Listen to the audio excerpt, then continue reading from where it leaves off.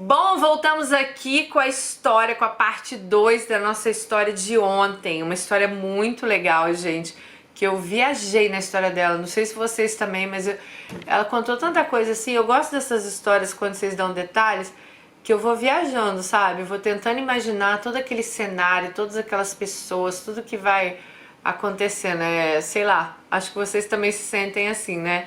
Bom, na primeira parte da nossa história, ela acaba, né, se separando lá do segundo marido dela, que ela acaba descobrindo que ele é alcoólatra, e isso acabou influenciando muito no casamento dela. Ele infelizmente também veio a falecer de cirrose, falência múltipla nos órgãos, e ela decide então visitar a irmã dela na Áustria. A irmã dela já morava na Áustria há 15 anos. Aí ela vai lá para a Áustria, passa 30 dias, fica apaixonada pelo lugar e volta chorando pro Brasil. Aí ela fala pra gente o seguinte: aí começa meu mundo gringo, a história com meu terceiro marido, que a gente vai saber agora. Bom,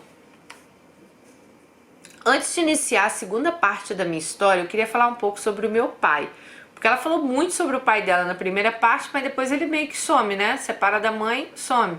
Ela conta que leva a mãe pra morar com ela, né? Ela conta várias coisas da mãe dela, mas não contou mais nada sobre o pai dela, que era um homem que batia na mãe dela, abusador. Então vamos lá. Depois que minha mãe e ele se separaram, ele chegou a nos procurar uma vez. Foi até onde morávamos. Ele estava bêbado e fez um escândalo no nosso prédio. Ele chegou a jogar pedaços de melancia na nossa janela, pois morávamos no térreo. Meu pai gritava feito um louco. Com o passar do tempo, conforme fui crescendo, comecei a perceber que as coisas não eram exatamente como eu entendia. Então eu comecei a entender um pouco o lado do meu pai, mas só um pouco, porque a violência com a qual ele subjugou a minha mãe não foi de nenhuma forma aceitável e sequer compreensível. O fato é que minha mãe sempre foi uma pessoa muito difícil de lidar e conviver. Ela era especialista em falar coisas desagradáveis nas horas mais impróprias. Ela se colocava sempre na posição de ataque. Ela nunca teve sabedoria de procurar uma hora adequada para falar uma coisa desagradável e ter uma postura serena ao invés de atacar. Além do mais, ela achava que o mundo devia muito a ela pelo fato dela ter tido uma vida ruim desde criança, mas nós não tínhamos culpa nisso. Aos 44 anos, ela decidiu não trabalhar mais. Eu tinha 16 e minha irmã 18, e nós começamos a pagar as despesas da casa, inclusive o aluguel. E o dinheiro era todo na mão dela. Me lembro que eu não tinha dinheiro nem para comprar absorvente. Depois da história da melancia, nunca mais vimos meu pai. Se passaram 10 anos e minhas filhas tinham 4 e 1 respectivamente, então eu decidi a começar a procurar meu pai, tentar descobrir onde ele vivia. Eu tinha ouvido falar que ele tinha uma outra mulher e morava no interior do estado. Eu precisava estar cara a cara com ele para saber se ele era realmente esse crápula que eu sempre vi. Acho que no fundo eu queria acreditar que não. Eu queria acreditar que ele nos amava e que ele sentia a nossa falta. Eu fiz isso escondida das minhas irmãs. Bom, então ela foi atrás do pai dela, gente. E ela disse que fez isso escondida das irmãs porque as irmãs não entenderiam, pois elas odiavam meu pai e recriminavam muito ele pela atitude que ele sempre teve. Dani, eu soube através das minhas procuras que meu pai tinha morrido há 3 anos, há 3 meses na época. Então quando ela chegou a achar o pai dela, ele tinha morrido há 3 meses antes. Eu tive um misto de tristeza e arrependimento e culpa por não ter procurado ele antes. Por causa de 3 meses eu perdi a chance de tirar minhas dúvidas com ele. E eu queria muito que ele tivesse conhecido minhas filhas. Ele teve uma morte trágica. A mulher com quem ele vivia o matou. Eu fico imaginando o quanto essa mulher não sofreu na mão dele para ela não chegar ao ponto de estragar a própria vida dela. Ela o matou e desapareceu da cidade. Ele foi enterrado numa cova rasa como indigente e a história do meu pai acaba aqui. Bom, fiz a minha viagem de férias sozinha, pois Jorge na época não queria ir. Fiquei triste, mas assim que cheguei lá esqueci tudo. Eu estava eufórica. A Áustria é um país belíssimo. No dia seguinte à minha chegada, fomos para Maiorca. Aí ela foi para a Espanha com a irmã, né? Dani, eu não sei se você já esteve lá, mas para quem gosta de praia, é um verdadeiro paraíso. Sim, amiga, já estive em Maiorca. Não sei se eu tenho fotos de lá, se eu tivesse até botaria aqui no vídeo para as meninas que não conhecem Maiorca ver. Realmente é belíssimo. A Espanha ali é toda muito bela, muito linda. Bom, eu fiquei encantada. Eu e minha irmã fomos com um casal de amigos dela. Eles fizeram uma programação diferente da nossa, mas como alugamos 2 carros, correu tudo bem. Eu e minha irmã acordávamos cedo, tomávamos o café da manhã e saíamos para desbravar a ilha. Rodamos quase toda a ilha. Conhecemos várias praias. Era o verão europeu. Eu adoro o sol e o mar, então aproveitei muito. À noite ficávamos na varanda da casa que alugamos, que era de frente para o mar. Fazia um pouco de frio à noite, então a gente se enrolava num cobertor, tomava umas 3 garrafas de vinho todos os dias, conversando, bebendo, rindo, com aquela vista do mar, o reflexo da lua nele. Era uma paisagem de filme. Nunca mais eu me esqueci daquela casa. Ai, gente, ela falou isso, eu me vi lá nessa casa agora, sério. Quem se viu nessa casa aí, me fala. Eu me vi lá assim agora, sentada na varanda, a lua, tomando vinho, rindo. Ai. Bom, depois de 9 dias em Maiorca, ela voltou para a Áustria, tá? Fiquei realmente maravilhada com tudo que eu vi. Conheci um grupo de brasileiras, amigas da minha irmã, e na época era meu aniversário e elas organizaram uma festinha para mim. Uma delas me contou sobre um rapaz austríaco, amigo dela, que ele era um cadeirante por causa de um acidente. Falou que ele era uma pessoa que soube dar a volta por cima dessa situação. Eu fiquei curiosa para conhecê-lo e pedi que ela convidasse ele para uma festinha de aniversário que a gente fez. Bom, acabei conhecendo, então ela acabou conhecendo lá o cadeirante, né? Da minha parte foi amor à primeira vista. Conversamos muito a noite inteira, ele falava português muito bem e assim foi possível nos entender. Do local da festa, fomos para a casa dessa nossa amiga e a festa continuou lá. Quando ele foi embora, eu acompanhei até embaixo do prédio e nos beijamos. Nos 3 dias que antecederam a minha partida, nos encontramos e ficamos juntos e foi lindo. 3 dias depois, eu voltei para o Brasil com o coração partido e com lembranças inesquecíveis dessa viagem de 30 dias. Ao olhar bem nos olhos de Jorge quando voltei, eu tive a certeza que eu não poderia mais viver com ele. Então, foi o fim do meu casamento de quase 5 anos. Aí ela disse que com o Armando, pai das filhas, o casamento foi de 8 anos, tá, gente? Em pouco tempo, eu e minhas filhas fomos morar num outro apartamento, mais perto do meu trabalho. Durante esse tempo, eu conversava com... Aí ela botou o nome aqui. Vamos dar o nome dele de Ian. Eu conversava com o Ian quase todos os dias. Eu estava cada vez mais apaixonada e eu tinha certeza de que queria viver com ele. Contudo, eu não via toda essa animação na parte dele, não. Acho que esse foi o primeiro sinal que eu simplesmente ignorei. Nos conhecemos em julho de 2008. Em dezembro do mesmo ano, ele veio passar um mês na minha casa, conheceu as minhas filhas. Na época eu tinha uma empregada ótima que aceitou lavar e passar a roupa dele também. Mas ele sempre tinha alguma coisa negativa para falar do trabalho dela. Achei em primeiro lugar muita viadagem. Muita viadagem da parte dele, além de muita folga. Afinal, quem pagava a minha funcionária era eu. E ela era a melhor que eu já tinha tido em todos esses anos. Ele, em vez de estar grato, né, por isso ficava reclamando. Bom, eu disse a ele um dia, você devia ser grato a ela por ela lavar e passar a sua roupa e não ficar aí controlando se ela faz ou não o trabalho dela bem feito. Dani, esse foi sem dúvida o segundo sinal que sumariamente eu também ignorei pela trouxa aqui que vos escreve. Então, realmente, o primeiro sinal lá que ela estava empolgada, achava que ele não. O segundo já viu o cara reclamando de tudo. Um dia eu e ele estávamos deitados na cama do meu quarto. Era uma manhã de domingo, a porta estava aberta e a minha filha mais nova, Catarina, apareceu e ficou encostada no batente da porta, conversando amenidades com a gente. De repente ela disse: "Nossa, tá quente aqui nesse quarto, como vocês aguentam ficar aqui?" E ele simplesmente disse pra minha filha: "Ai, olha, gente, não. Se falasse isso pra minha filha, eu tinha botado ele no avião de volta pra Áustria. Você tá reclamando por quê? Você não precisa estar aqui dentro do quarto?" Olha que ignorância com a menina. Bom, Dani, daquele dia em diante, Catarina passou a não simpatizar nem um pouco com ele. Também, depois de uma patada dessas, né?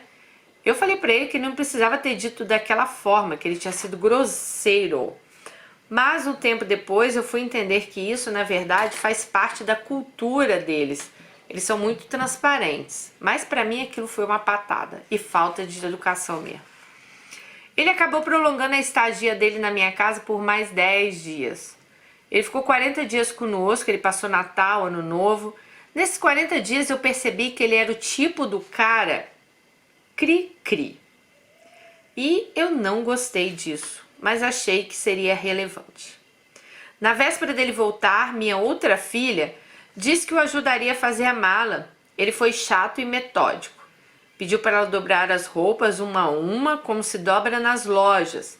Ela também não gostou dele. Bom, mais um sinal que eu ignorei, e dessa vez vindo lá das minhas próprias filhas, né? Ele foi embora e continuamos a conversar pelo Skype. No verão de 2009, fui passar um mês na casa dele e conheci um pouco da rotina dele. Eu gostei menos ainda de quando ele esteve na minha casa, pois lá era território dele e as coisas tinham que ser do jeito que ele queria. Fiquei mais decepcionada ainda, mas eu estava apaixonada, né? Eu tinha um emprego ótimo nessa época, o melhor de toda a minha carreira como secretária. Numa grande empresa com ambiente de trabalho agradável. Meu chefe era um homem muito bom, honesto, inteligente e nós nos entendíamos muito bem. Pedi então que ele me demitisse, o que me levou 9 meses para acontecer. E decidi ir embora do Brasil. Minhas filhas ficaram. Na época, uma tinha 23, a outra 19. Elas já eram adultas, mas meu coração ficou em pedaços. Foi um dos dias mais tristes e difíceis da minha vida. Foi terrível ter que me despedir delas. Hoje eu penso que pra mim foi uma grande cagada, mas pra elas foi bom. Lá na frente vocês vão ver por quê. Eu fui com o coração partido, mas com a esperança de que eu queria ser feliz.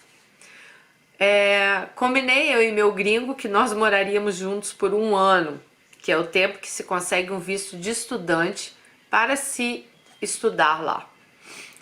Se não nos dessemos bem, eu ficaria. Se dessemos bem, eu ficaria, senão eu voltaria para o Brasil com uma bagagem a mais, porque eu iria aprender o alemão, né? Que é o idioma que se fala lá. Em Viena, na Áustria, eu acho que se fala também alemão, né? Mas ela ia fazer um curso de alemão, anyway. Então, se nada desse certo, ela ia voltar o quê? Pelo menos com o alemão, já que ela era uma secretária bilíngue, né? No caso, talvez seria o quê? Trilingue? Bom, assim que cheguei no aeroporto, retoquei minha maquiagem, arrumei meu cabelo, escovei os dentes e fui toda sorridente em direção à saída e ele não estava lá. Eu fiquei procurando entre as pessoas que esperavam seus parentes e amigos, chegaram voos e eu não achava ele. Ainda fiquei um pouco em pé para que ele me visse, afinal, ele usava uma cadeira de rodas, né? Então era difícil às vezes para ele me ver no meio das pessoas. Cansei e resolvi sentar. Fiquei 40 minutos sentada. Durante esse tempo passaram 1000 coisas na minha cabeça. E se ele não viesse? Fiquei pensando na carinha das minhas filhas dando tchau pra mim da janela do apartamento. E por um momento comecei a me perguntar, você tá fazendo a coisa certa? Eu estava decepcionada e triste. Mesmo que ele viesse, esses 40 minutos de atraso já me demonstraram uma falta de cuidado e de interesse comigo. Eis então que aparece ele com uma rosa murcha no colo, pedindo desculpas pelo atraso. Apesar da decepção, eu fiquei aliviada por ele ter aparecido. Bom, no caminho para casa dele ficamos em silêncio. Era estranho e constrangedor. Eu não sei, simplesmente a gente não estava com vontade de conversar. Ali eu percebi que as coisas não seriam como eu realmente pensei. Quando chegamos, tinha louça suja na pia, cama dele desfeita. Depois descobri que isso é costume por aqui. A maioria das pessoas não arruma a cama quando se levanta, ela simplesmente puxa o cobertor e coloca por cima.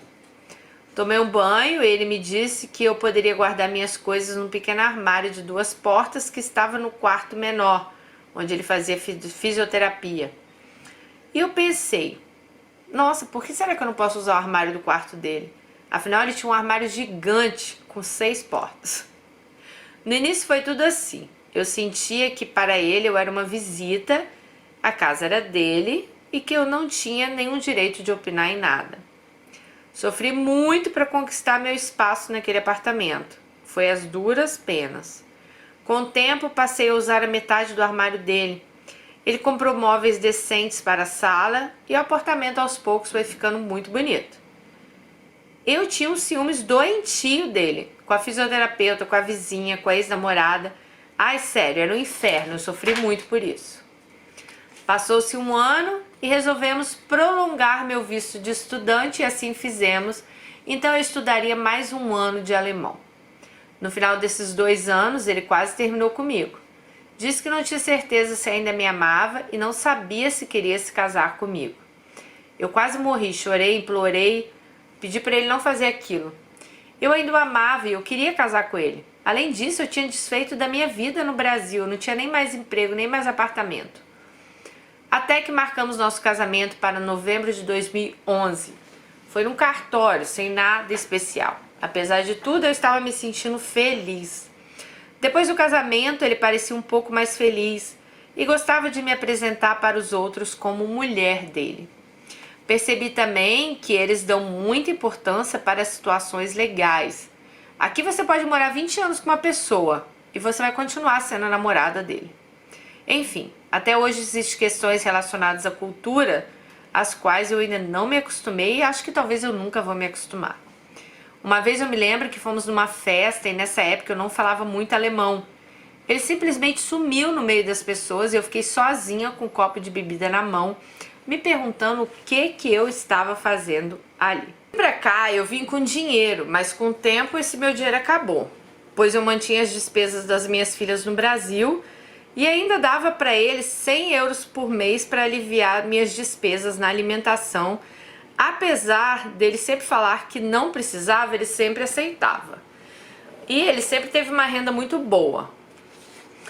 Quando meu dinheiro acabou de vez, eu me ofereci para fazer faxina no apartamento 2 vezes por mês para ficar por conta desses 100 euros, né?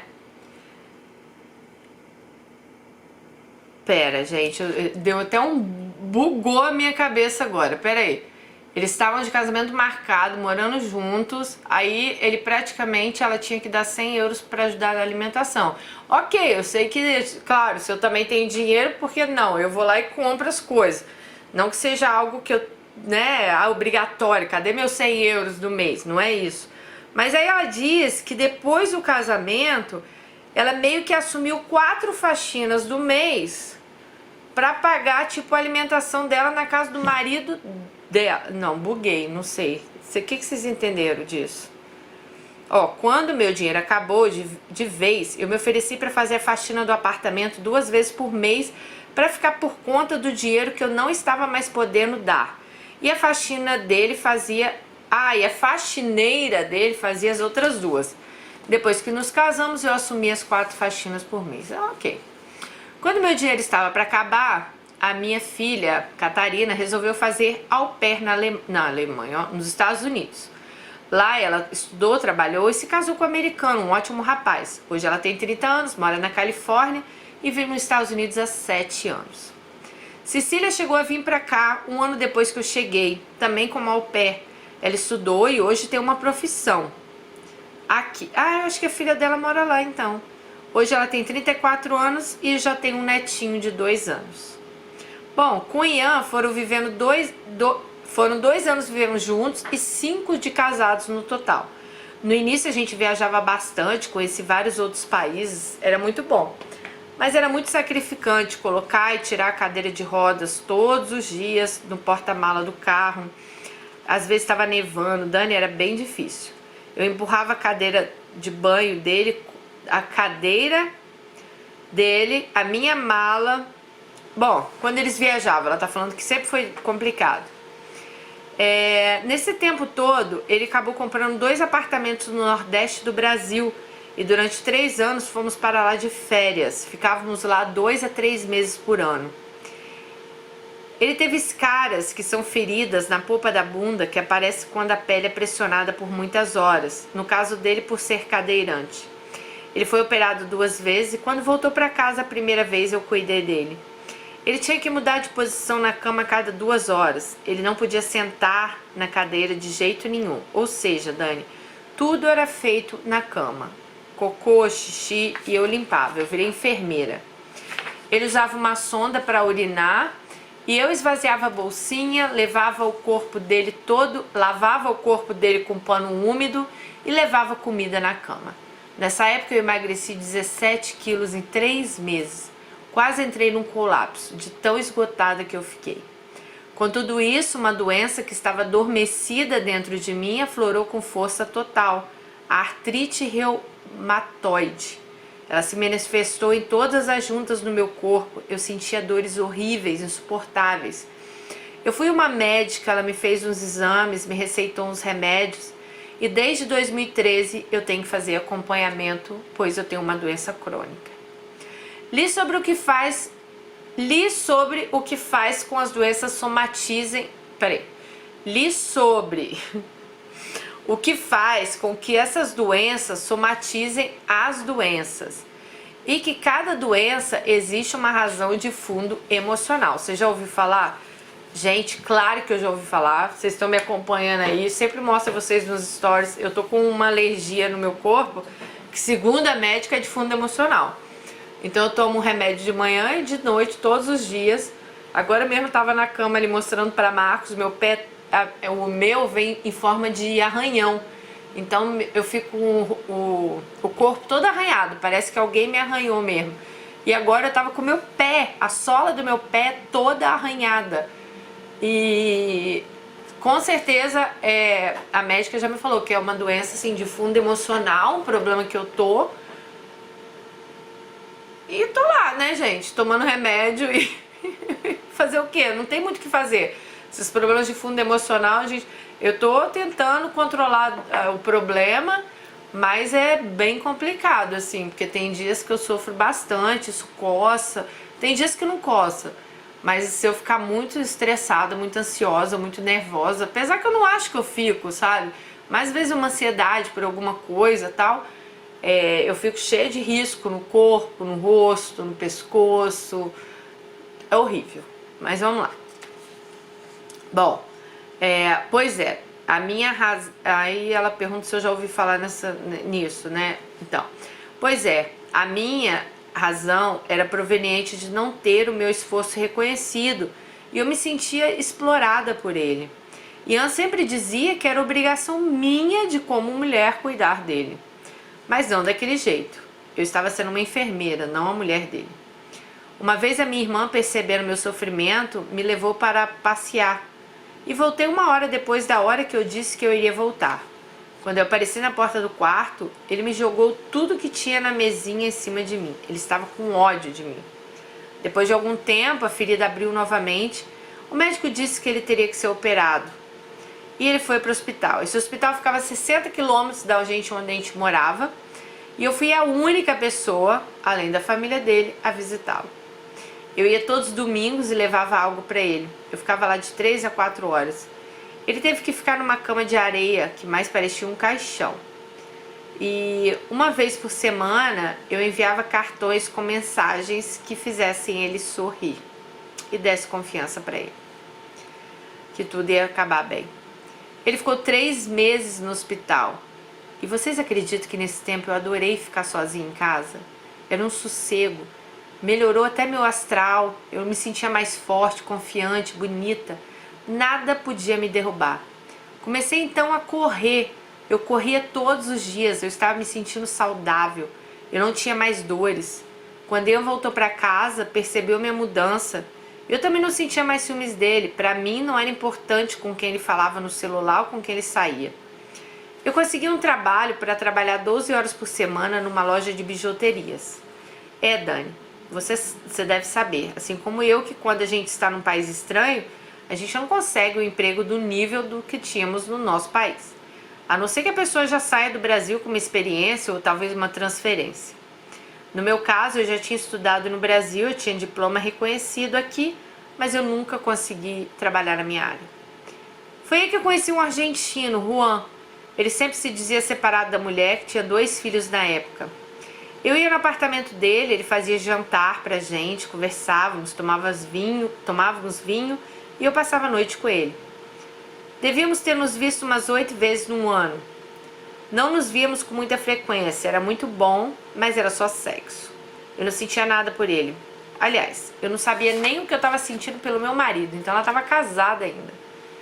Recebi um dinheiro de um seguro de Jorge, que, lembra Jorge, quando morreu, tinha deixado para ela. Essa causa estava na justiça há 2 anos e meio e finalmente esse dinheiro saiu.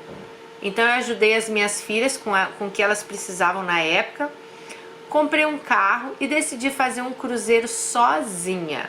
Foram 10 dias maravilhosos. Eu e Ian nos mudamos de cidade para uma casa grande e bonita. Ainda achava que as coisas entre nós poderiam mudar. Mas não mudaram e eu continuei a ser um serzinho insignificante dentro da casa. Eu só servia mesmo para limpar e cozinhar.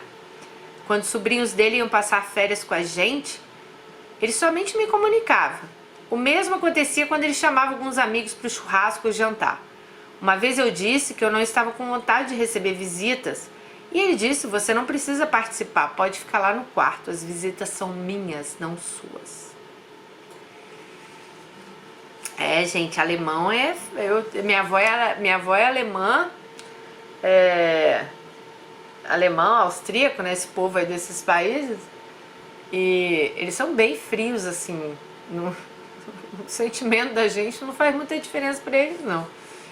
Depois de um ano nessa cidade,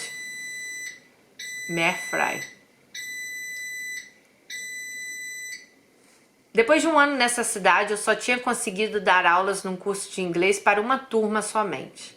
Decidi então estudar algo aqui e o único curso rápido que tinha era de auxiliar de enfermagem. E a vaga era na cidade onde morávamos anteriormente. Aceitei, conversei com o Ian, disse a ele que estava voltando e que eu queria estudar, que nosso casamento não fazia mais sentido. Ele ficou um pouco surpreso, mas o orgulho dele disfarçou bastante. Ali terminou o nosso casamento.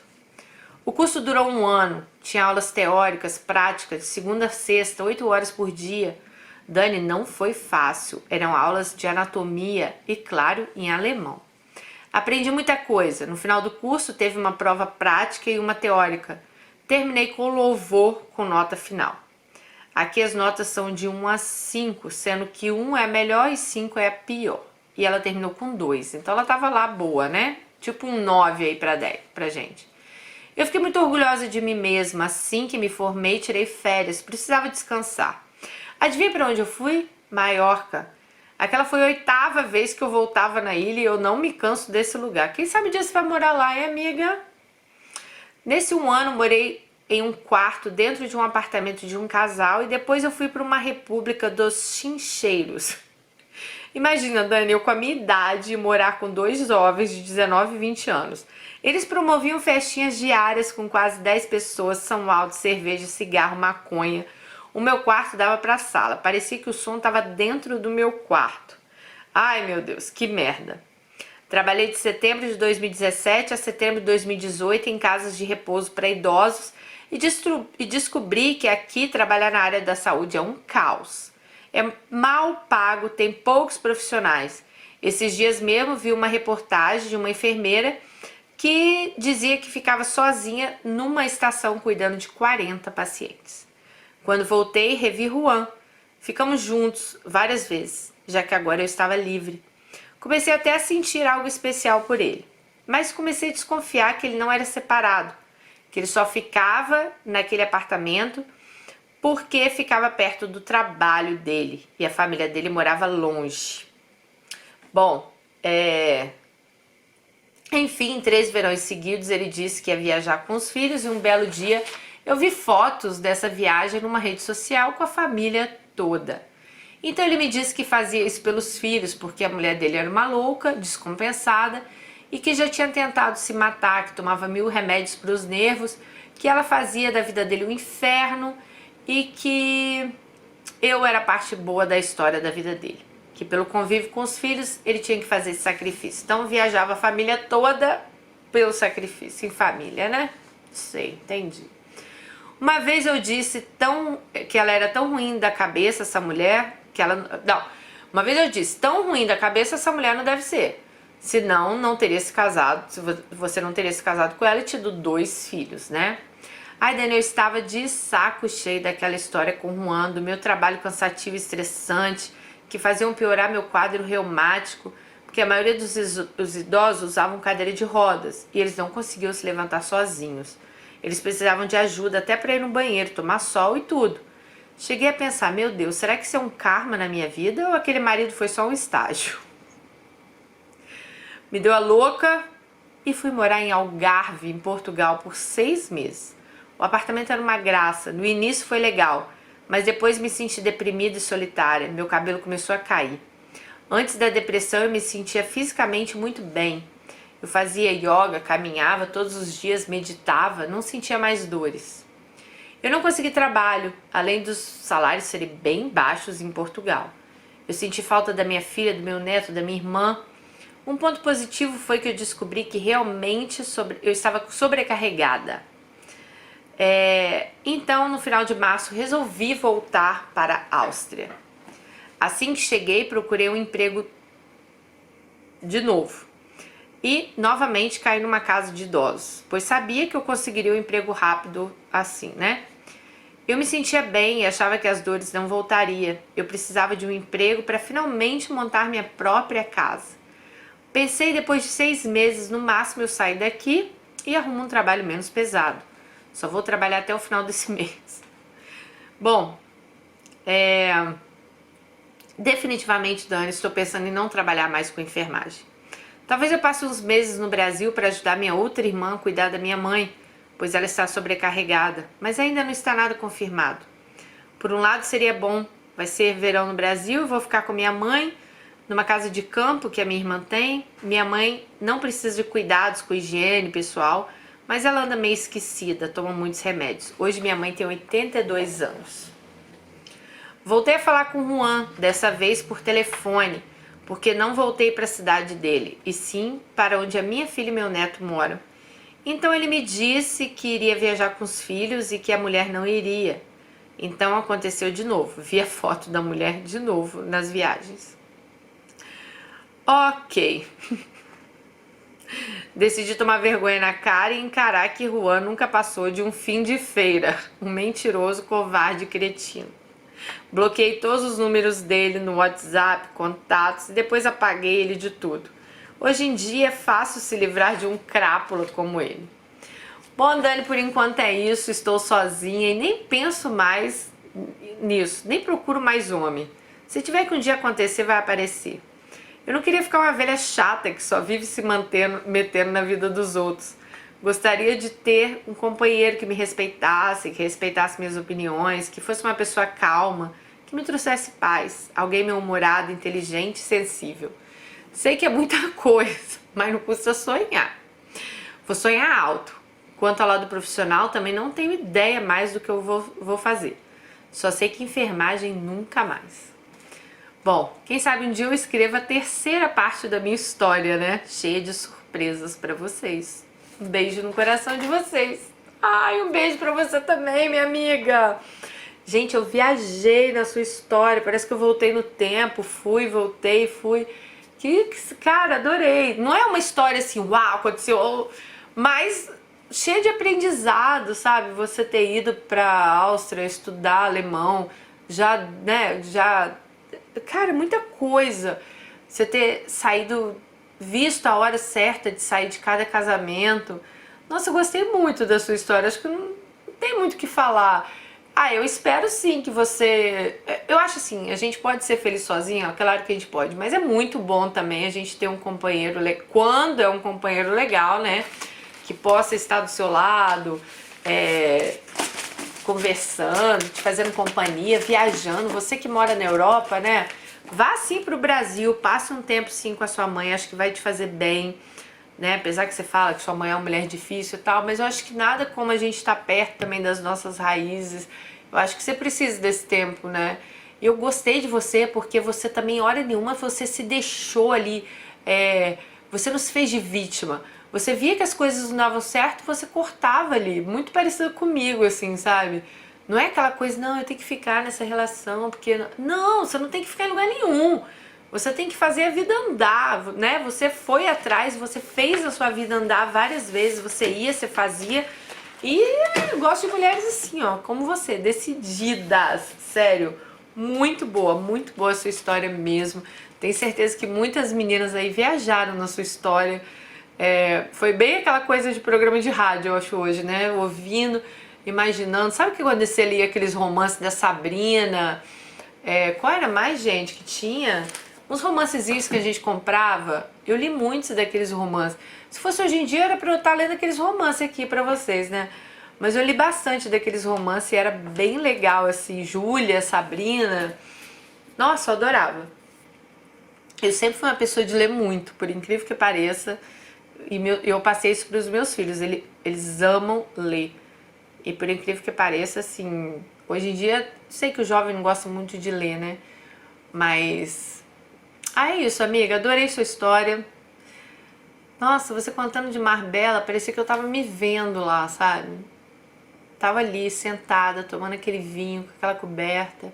E olha, pessoas boas existem. Eu, por exemplo, né, eu fico falando sempre pra vocês, eu não gosto nem de ficar falando, mas hoje eu também tenho um marido maravilhoso que, né, me faz rir, um casamento calmo. Claro que a gente tem nossos dias de estresse, tudo, mas 95% do tempo uma pessoa que me faz bem, me faz rir, me faz companhia, tá sempre me colocando em primeiro lugar na vida dele, apesar que eu nem acharia que ele devia me colocar tanto assim, mas ele tá sempre assim cuidando de mim, e isso é muito bom, você saber que você pode contar com a pessoa.